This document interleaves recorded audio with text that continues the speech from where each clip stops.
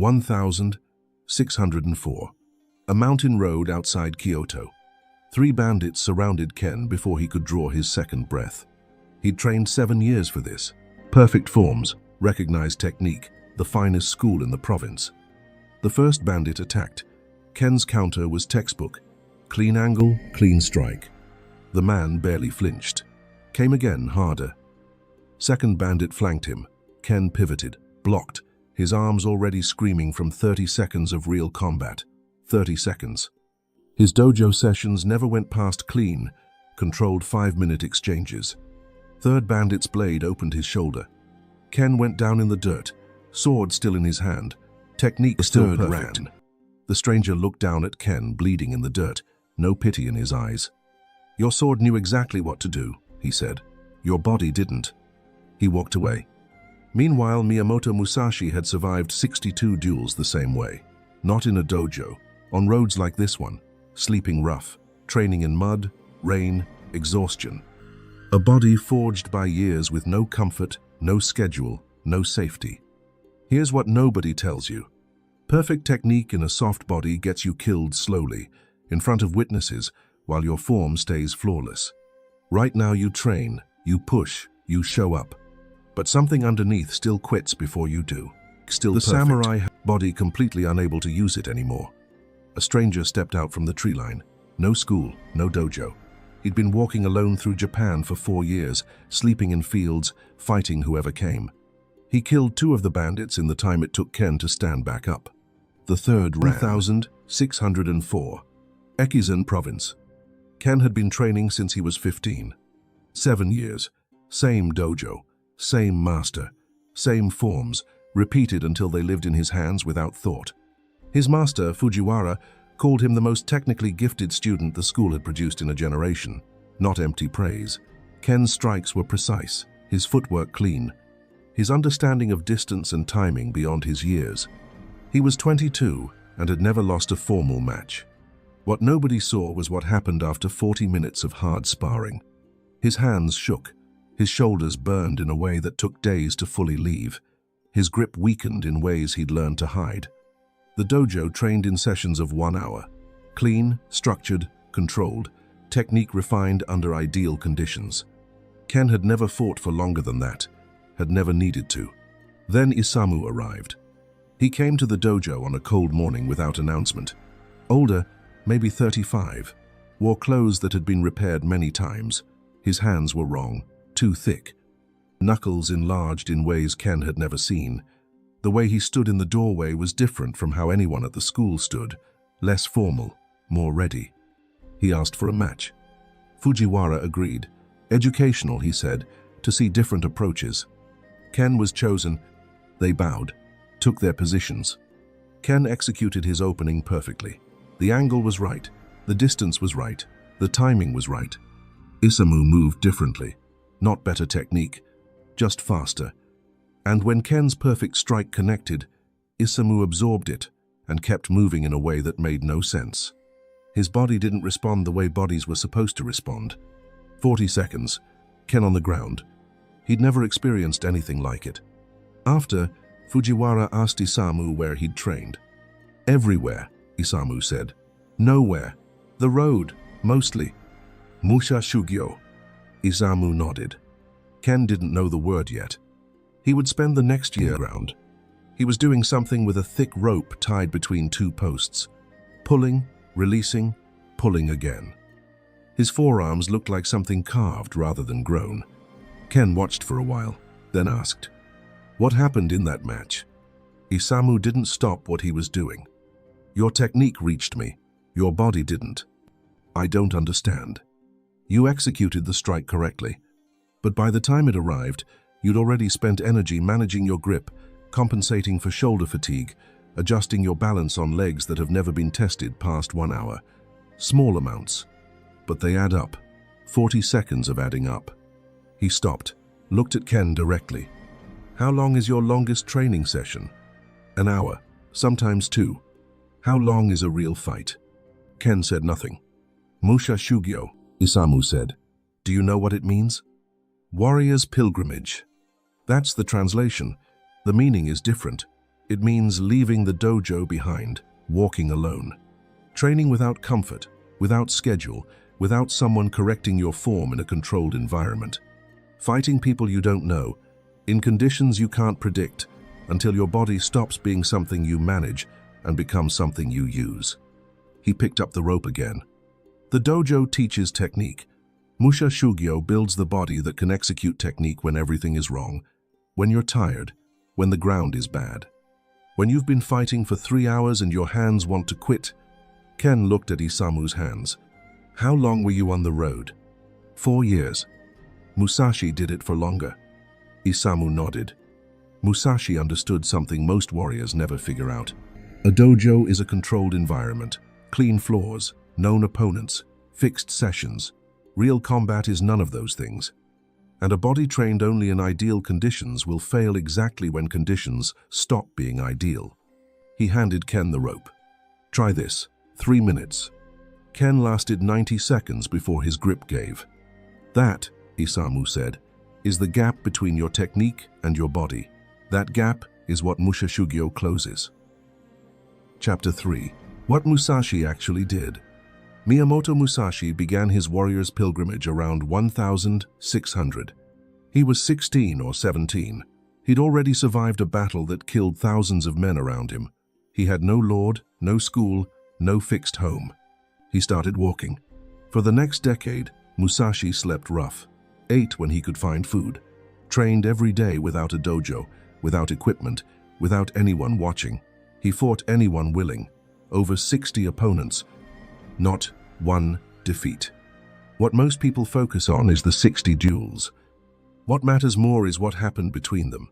Musashi wrote later, paraphrasing his recorded teachings, I have trained in the way of strategy since my youth. Every day I trained my body. Every day I trained my mind. I did not separate these things. He conditioned his body through the pilgrimage itself, walking long distances in armor, fighting in real conditions on uneven ground, training his grip on whatever was available. His famous duel against Sasaki Kojiro, he arrived carrying a wooden sword he'd carved from an oar on the boat ride over. He hadn't brought his real sword. Not because he forgot it, because he didn't need it.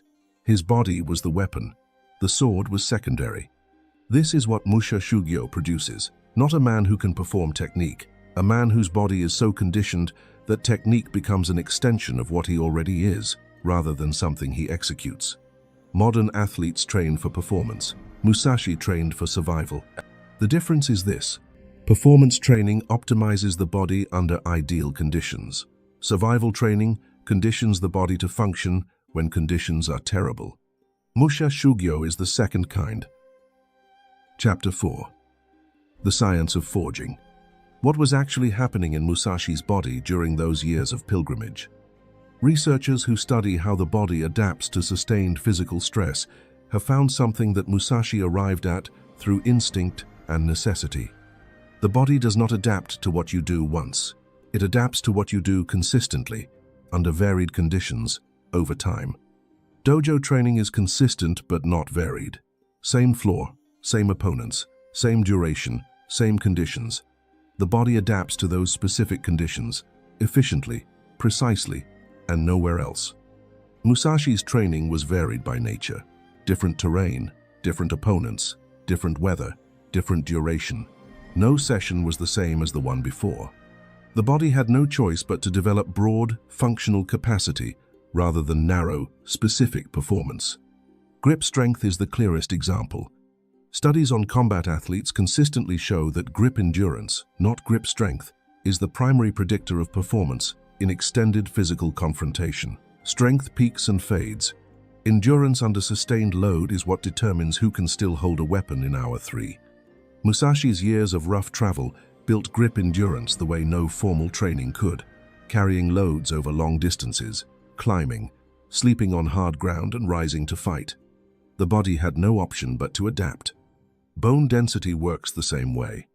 Repeated impact on varied surfaces builds bone density through a process called Wolff's Law. Bones respond to load by becoming denser. Musashi's years of fighting on real ground, in real conditions, built bone density that formal dojo training never could. Not because dojo training is wrong, because it is too controlled to produce this specific adaptation. The lesson is not to— This time it lasted 4 minutes. Ken didn't win. Isamu was 4 years of Musha Shugyō. 6 months of supplementary conditioning doesn't close that gap. But Ken's body lasted 4 minutes instead of 40 seconds. And the way he moved was different. Not the technique, that was the same. The body underneath the technique had changed. Isamu nodded afterward. Now you understand the difference between training your technique and forging your body. Chapter 6. What Musha Shugyō actually demands. 3 things, not philosophy, practice. First, consistency without conditions. Musashi trained every day. Not every day when conditions were good. Every day, rain, cold, hunger, fatigue from the previous day's fight. The lesson is not to abandon formal training. The lesson is that formal training alone produces a body optimized for formal training, and real life is not formal training. Isamu sat with Ken one evening after 3 months of supplementary conditioning. He said something quietly, half to himself. Musashi didn't build what he had in a dojo. He built it by refusing to stop when stopping was easier. Every morning on the road, every session in the rain, every fight against someone he didn't know in conditions he couldn't predict, accumulated over years. He looked at the training ground. In times very different from this one, men and women will face the same problem Ken faced. Skill that works in controlled conditions. Algorithm, this matters. Chapter 5. Ken's year. Ken didn't go on pilgrimage. He had obligations, a dojo, a master, a province. But he changed what he did every day. Isamu had been clear about what Musha Shugyō actually required, stripped of the romanticism. You don't need to walk across Japan, he said. You need to do what the pilgrimage forces you to do. Train in conditions that are not ideal. Train when you don't want to. Train past the point where your dojo session would have ended. Build the body through accumulated discomfort over time. Week 1, Ken extended his sessions by 30 minutes, then an hour. Then added rope work before dawn, every morning, until his grip stopped failing at 90 seconds and started lasting 3 minutes, then 5, then 10. It was not dramatic, it was not elegant. It was repetitive and uncomfortable and produced no visible result for the first 6 weeks. Then something changed. Not in his technique. His technique was the same, but the body executing it had become different. His strikes arrived with more behind them. Not because he'd learned anything new, because the body delivering them had stopped leaking energy, managing its own fatigue. He started training outside, uneven ground, different weather, no controlled environment. The dojo floor is flat, real ground is not. His footwork, perfect on the dojo floor, took 3 weeks to adapt to uneven surfaces. Once it did, his balance became something different. Not just technically correct, genuinely stable. He started adding load. Heavy bags carried for distance, thick ropes pulled for time, rocks lifted and held until the hands quit and then lifted again. Nothing Musashi hadn't done by necessity on the road. Ken was doing it deliberately. By the end of 6 months, Isamu returned to the dojo. They matched again. The body adapts to what it consistently experiences. If you train only when motivated, your body adapts to motivated conditions. Real life is not motivated conditions. The practice. Establish a daily physical minimum that cannot be negotiated away. Not a maximum, a minimum. 10 minutes of grip work, 30 minutes of conditioning, whatever you choose. But every day, without exception, the consistency is the training. Second, discomfort as the signal. Dojo training is comfortable by design. Controlled temperature, known opponents, predictable duration. Musha Shugyō uses discomfort as data. When something is uncomfortable, that is where the adaptation is. The practice. Deliberately train in conditions that are not ideal. Outside when it's cold, longer than feels right, with your weaker side, on uneven ground. The discomfort is not the enemy, it is the mechanism. Third, the body as the primary weapon. Musashi's duels were won before they began, because the body entering them had been prepared to function under sustained pressure. The sword was secondary. The practice. Treat your body as the investment, not your technique. Technique without a conditioned body is theory. A conditioned body with basic technique is dangerous. Both together is what Musashi built. You don't need 1,000 days on the road. You need to do what the road forces, consistently, in imperfect conditions, without negotiation, every day. Chapter 7. The mistake most people make. 5 years after Ken's match with Isamu, a new student arrived at the dojo. Young, talented, same fire Ken had recognized in himself at that age. The student trained hard, sessions every day, technique improving fast. 6 months in, he asked Ken why his body still felt wrong in matches, like the technique was there but something underneath it wasn't. Ken smiled. He'd asked the same question. "You're training your technique," he said. "You haven't started forging your body yet." It is a different category of training entirely. Not optimizing existing capacity, building new capacity through sustained, varied, uncomfortable effort over time. Musashi understood this at 16, walking away from everything comfortable. Most people understand it much later, if at all. The body you have at the end of a year of consistent, uncomfortable, non-negotiable training is not the body you have at the start. Not because you learned more, because you forged something different. The transformation. 2 years after his first match with Isamu, Ken traveled to another province for a tournament. He didn't win it, but he fought 7 matches over 2 days. Long matches, hard matches, against men whose techniques were as refined as his. And in the 7th match, his 4th hour of fighting that day, he was still moving. Not perfectly, he was tired, everything hurt. But his body was still functional, still executing, still delivering what his mind demanded. The man across from him in that 7th match was technically superior. His body gave out first. Ken won. Not through better technique. Through a body that had been forged to last longer than 1 hour under pressure. He thought about Isamu on the road back. About Musashi walking alone across Japan. About 40 seconds on the dojo floor 3 years earlier. The gap between technique and body. The gap Musha Shugyō closes. He'd spent 3 years closing it. He wasn't finished. Nobody who walks this path ever is. Musashi wrote near the end of his life, paraphrasing his recorded teachings. It takes 1,000 days to forge the spirit, and 1,000 days to polish it.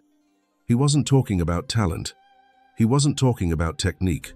He was talking about what happens to a body and mind that show up every day in imperfect conditions, without negotiation, for long enough. You don't need 1,000 days in the mountains. You need what the mountains force. Daily training, no excuses, uncomfortable conditions. A body treated as the primary investment, not an afterthought to your technique. Musha Shugyō is not a program. It is a decision about what kind of person you are building. The dojo teaches you what to do. The pilgrimage builds the body that can actually do it. Musashi understood the difference at 16. He spent the rest of his life proving it. 62 duels, 0 defeats. Not because his technique was the best in Japan, because his body was forged to match his mind completely. Yours can be too. Not on a mountain. Here, today, with what you have. Starting now, drop forge in the comments if this changed how you think about training. Subscribe to Presence and Purpose for ancient